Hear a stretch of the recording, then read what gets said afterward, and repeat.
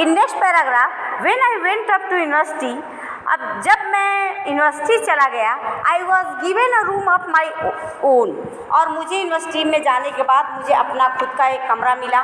The common link of friendship was snapped, और अपने आप हमारी जो कड़ी, जो हम एक दूसरे से जुड़े रहने का जो कड़ी था, अपने आप टूट गई। My grandmother accepted her seclusion with resignation, और मेरी दादी ने अपना एकांतवास शांत भाव से स्वीकार कर लिया, यानी कि रेजिग्नेशन के रूप में इन्होंने अपना अकेलापन एक्सेप्ट किया। She rarely left her spinning wheel to talk to anyone, और वह किसी से बात करने के लिए अपना जो भी स्पाइनिंग व्हील है, यानी कि जो चरखा जिसको कहते हैं, चरखे को नहीं छोड़ती थी। And from sunrise to sunset, सूर्योदय से लेकर सूर्यास्त तक, she sat by her wheel spinning, कि वह चरखे पर बैठी क्या करती थी, एंड रिसाइटिंग प्रेयर्स, बैठी रहती थी और भजन गाती रहती थी। ओनली इन द आफ्टरनून, केवल दोपहर के बाद, she relax for a while to feed the sparrows, कि केवल उसी के समय आराम करने के लिए चिड़ियों को अक्सर वहाँ दाना देते रहती थी, चारा डालने के लिए चरखे पर से उठती थी।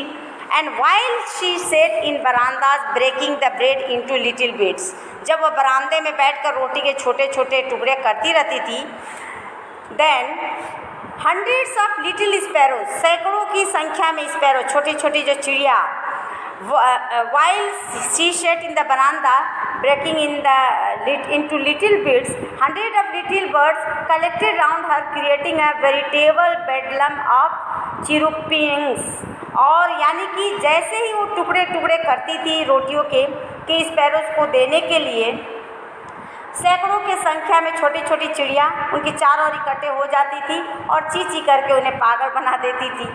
आफ्टर दैट सम केम, कुछ आकर, she and perched on her legs, others on her shoulders, some even sat on her head. She smiled, but never shooed them away. It used to be the happiest half hour of the day for her. अब देखिए, चिड़ियों का जो झुंड के झुंड वहाँ आ रहे थे, कुछ आकर उनके कंधों पर बैठ जाते थे, कुछ उनके टांगों पर, और कुछ तो सिर पर भी बैठ जाते थे। तब भी वह दादी मुस्कुराती रहती थी और कभी भी उन्हें भगाती नहीं थी। और ऐसे में उनका आधा घंटा, half hour of the day for her, वही आधा घंटा दिन भर में सबसे खुशी का समय उनके लिए हुआ करता था। When I decided to go abroad for further studies, जब मैंने आगे पढ़ने के लिए विदेश जाने का निश्चय किया, I was sure my grandmother would be upset, और मुझे विश्वास था कि मेरी दादी बेचैन हो जाएगी, यानी दुखी हो जाएगी। I would be away for 5 years, मुझे 5 वर्ष के लिए जाना था। And at her age one could never tell, but my grandmother could, और उसकी आयु में कोई विश्वास नहीं कर सकता कुछ भी, परंतु मेरी दादी को तो विश्वास था ही। वह हमेशा क्या हो जाती थी, grandmother was upset and she was not even sentimental. She came to leave me at the railway station but did not talk or show any emotion. वो स्टेशन तक छोड़ने आई परंतु न कुछ बोली और न कुछ भावना प्रकट की। Her lips moved in prayer. उनके होठ प्रार्थना करते हुए हिल रहे थे। Her mind was lost in prayer. उनका मस्तिष्क भी, मन भी प्रार्थना में ही मगन था। Her fingers were busy telling the beads of her rosary. और उनकी अंगुलियाँ वही रुद्राक्ष की माला फेरने में लगे हुए थे। Silently she kissed my forehead. और चुपचाप उसने मेरा माथा चूमा। And when I left, जब मैं जाने लगा, I cherish the most imprint as perhaps the last sign of physical contact between us. मैंने उनकी गीले छाप को, जो भी था, अपने शारीरिक संपर्क को अंतिम मूल्यवान निशानी मानकर उसे मन में संभाले रखा, और उसके बाद मैं वहाँ से उनसे विदाई लेकर निकल गया। वहाँ से निकलने के बाद जब मैंने अपनी बात उन तक पहुँचाई, और वहाँ से जब मैं निकला और मैं जाने लगा, but this was not so, परंतु ऐसा नहीं हुआ। After 5 years I came back home and was met by her at the station. 5 वर्षों के बाद जब मैं घर लौटा तो वह मुझे स्टेशन पर लेने आई। She did not look a day डे ओल्डर, और जब मैं उनको देखा तो एक दिन की भी अधिक बूढ़ी नहीं लग रही थी, जैसा मैं छोड़ कर गया था वैसे ही दिख रही थी।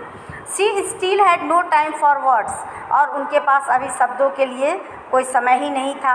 And while she clapped me in her arms and I could hear her reciting her prayers, और उन्होंने मुझे अपने बाहों में ले लिया और मैं उनकी जो रिसाइटिंग करती हुए प्रेयर वो मुझे गाते हुए सुनाई दिया, क्योंकि वो हमेशा मन ही मन गाते रहती थी, वो मुझे सुनाई दिया। Even on the first day of my arrival, जैसा मेरे पहले दिन में उनका सबसे अधिक खुशी का समय था, that her happiest moment was her sparrows whom she fed longer and with frivolous rebukes. उनका सबसे अच्छा समय तब था, पहले दिन जब अधिक देर तक वो चिड़ियों के साथ अपना समय बिताया था, वो उनके लिए सबसे हैप्पीएस्ट मोमेंट था। In the evening a change came over हर, शाम के समय उसमें अचानक परिवर्तन आ गया, चेंजेज आ गए। क्या चेंजेस थे? शी डिड नॉट प्रे, कि वह उसने प्रार्थना नहीं की। She recollected the women of the neighbourhood, उन्होंने पड़ोस के बहुत सारी महिलाओं को इकट्ठा किया। And collected women and never got an old drum and started to sing, और एक पुराना ड्रम लाया और बजाना शुरू किया। जब पुरानी ड्रम यानी ढोलक की तरह कहिए या जो भी गाने तब बजाने के सामान होते हैं वो लाया और वो बजाना शुरू किया। और उसके बाद for several hours the thumped the sagging skins of the dilapidated drum and sang of the homecoming of warriors. जिस तरह से जब वीरों को जब लाया जाता है, कई घंटों तक जब दादी अपने ग्रुप पड़ोसन को साथ में लेकर जब ढोल पीटे जा रही थी, जैसे वीरों के वापसी पर लोग गीत गाते हैं, उसी तरह अपने पोते के वापसी पे ये पड़ोसन की औरतों के साथ ड्रम बीट कर रही थी, बजा रही थी, और ये सारी चीज़ें उनके अंदर से फीलिंग करा रहा था खुशी का। We had to persuade her to stop to avoid overstraining, और जब वो ढोलक बजाए जा रही थी तो हमने उन्हें अधिक जोर न मारकर बंद करने के लिए राज़ी करना पड़ा। बड़ी मुश्किल से मैंने उन्हें राज़ी करना पड़ा कि इतना उकसाया, उन्हें समझाया कि इतना जोर से न पीटा जाए। That was the first time since I had known her that she did not pray, और हमें उससे अधिक उसी दिन मैंने ये देखा कि पहला समय था, अवसर था कि उसने प्रार्थना करनी भूली थी। यहाँ उन्होंने अपनी दादी को फर्स्ट टाइम देखा कि वो प्रेयर नहीं कर रही थी। इसके बाद the next morning she was taken ill, अगले दिन सुबह वह बीमार पड़ गई। इट वॉज अ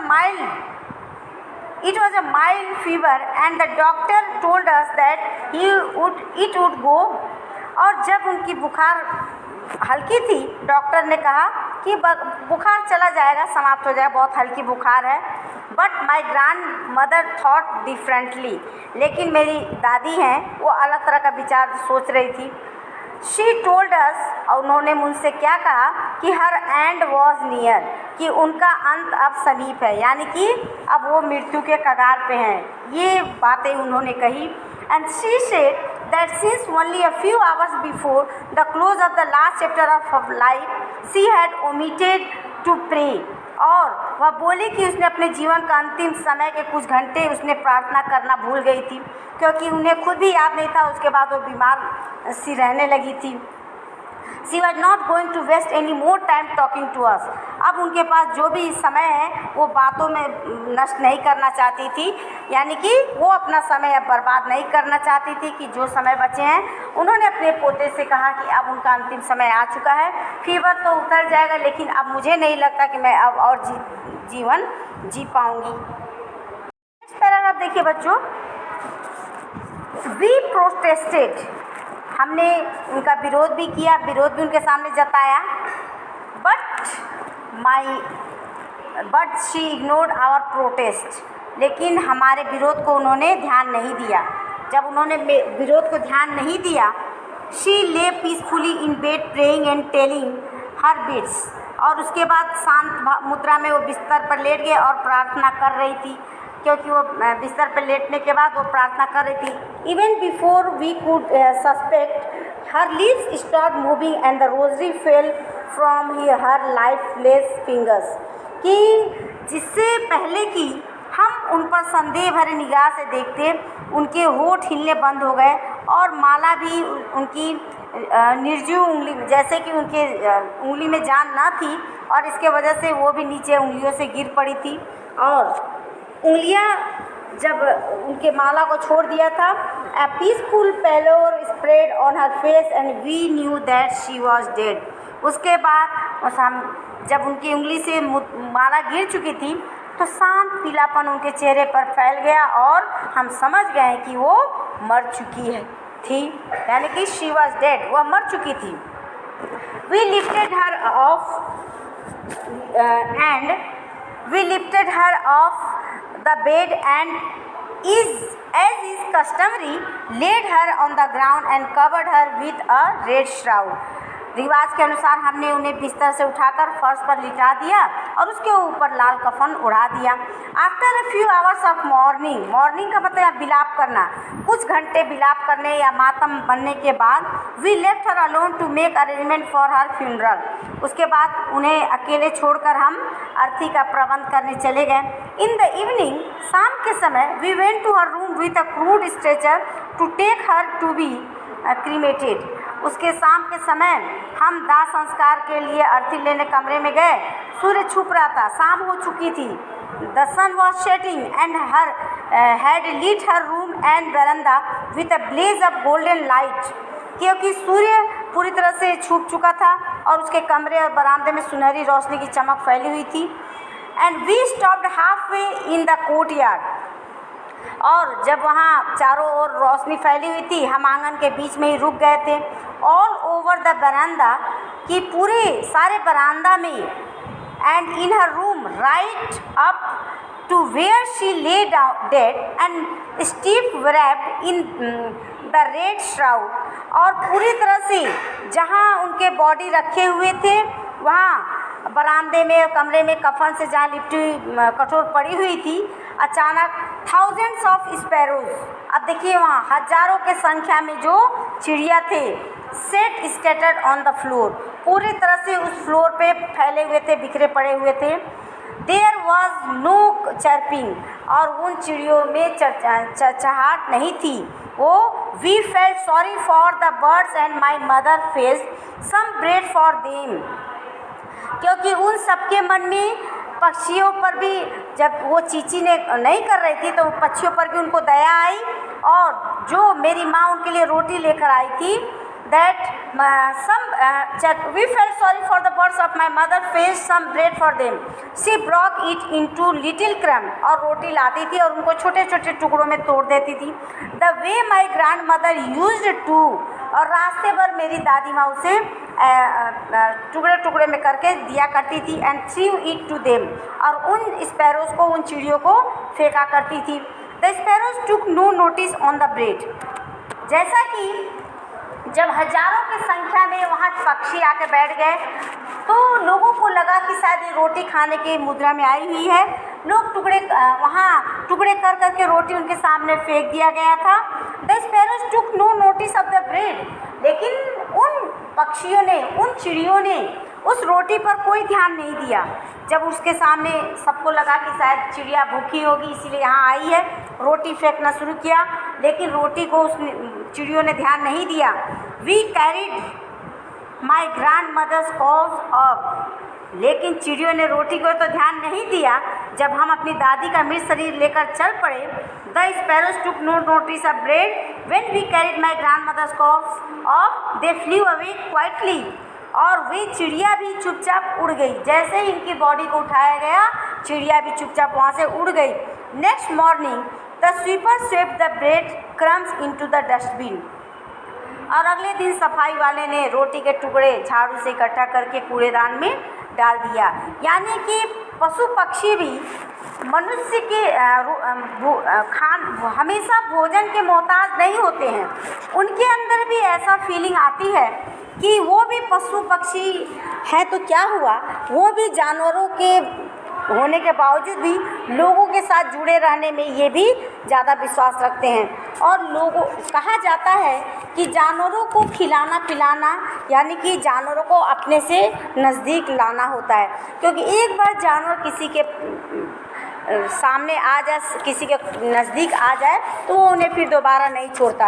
यानी कि दादी भी उनको कहीं ना कहीं बहुत ही प्रेम करती थी, उनसे बहुत जुड़ी रहती थी। इस कारण से उनके अंतिम समय में भी थाउजेंड्स ऑफ स्पैरोज़, सभी स्पैरोज़ उनसे मिल